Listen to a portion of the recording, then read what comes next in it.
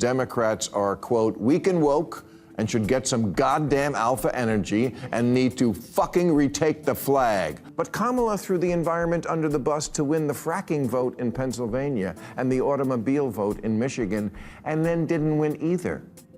At the presidential debate, environment came up once, and Kamala used the opportunity to brag that we've increased domestic gas production to historic levels. And Trump, of course, called Mother Nature a childless cat lady.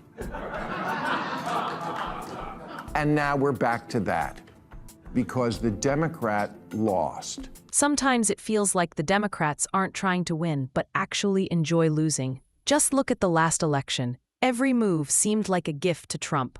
Bill Maher even admitted Kamala Harris wasn't just a weak candidate, but a total disaster. She had no real support in 2020, yet Democrats still thought she could take on Trump. Instead of strategy, they banked on fear-mongering, screaming fascism, and comparing Trump to Hitler, thinking that would work. Spoiler, it didn't. We've laid out the stakes in this crucial election, where one side stands for freedom while the other meets the textbook definition of fascism, namely a far-right dictatorial regime like Hitler's Germany or Franco's Spain or Mussolini's Italy. When you call someone Hitler every day, people tune out, and that hysteria only fuels their supporters. Trump's base doubled down, while Kamala Harris faded into the background.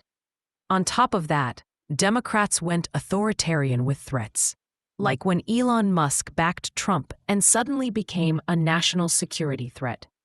The same guy they praised for innovation was now a danger because he supported the wrong candidate. That's not democracy.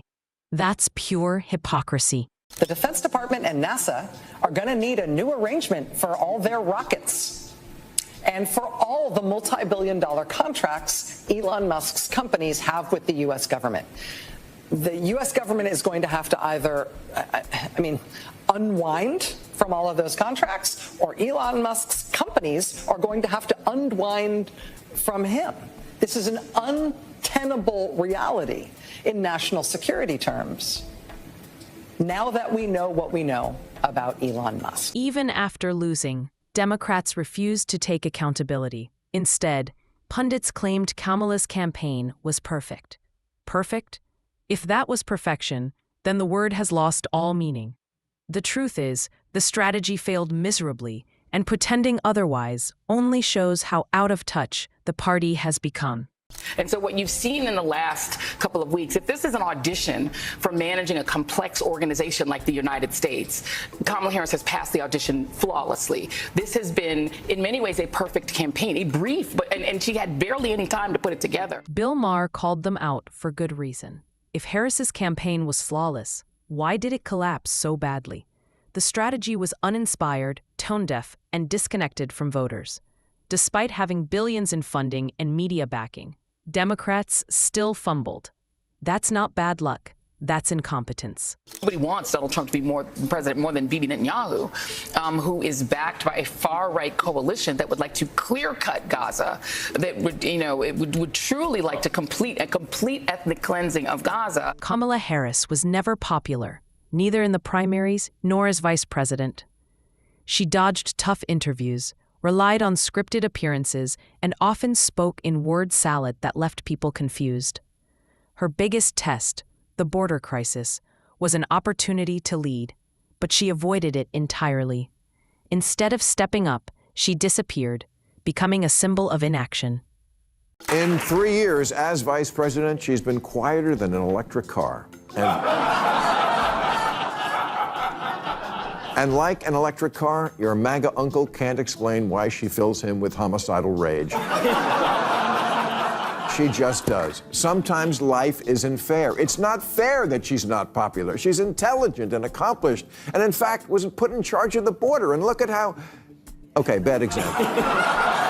Even on issues young voters cared about, she missed the mark. In the debate, her big line was bragging about record gas production, while Trump cracked a joke about climate change. Guess whose message landed harder? Certainly not Kamala's. But Kamala threw the environment under the bus to win the fracking vote in Pennsylvania and the automobile vote in Michigan, and then didn't win either. At the presidential debate, environment came up once, and Kamala used the opportunity to brag that we've increased domestic gas production to historic levels. And Trump, of course, called Mother Nature a childless cat lady. And now we're back to that, because the Democrat lost. This is the pattern. Democrats overpromise, underdeliver, and then act surprised when voters punish them.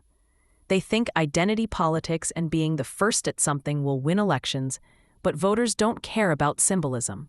They care about leadership, vision, and results. Harris would be the first woman president, first black woman president, and first Asian president. But I don't vote for who will be the first. I vote for who will win.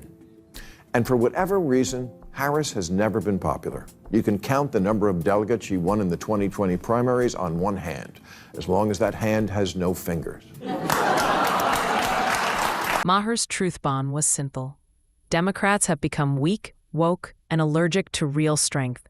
Instead of embracing patriotism, they act embarrassed by it, and that disconnect pushes voters away. Democrats are, quote, weak and woke, and should get some goddamn alpha energy and need to fucking retake the flag. Less than a quarter of young Democrats even say they're proud to be American, while over half admit they're embarrassed.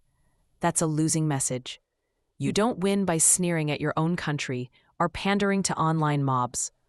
Elections are won by connecting with everyday Americans, not Twitter activists. In the end, this isn't strategy, it's self-sabotage. Kamala's unpopularity, the obsession with woke politics, and the refusal to change all led to a humiliating defeat. And instead of learning, Democrats are doubling down on the same failed ideas. If they don't change course before 2028, it won't just be a loss, it'll be a political bloodbath. Voters want real solutions, not hashtags. Until Democrats understand that, Maher's warning will remain true. Weak, woke, and clueless is a recipe for disaster.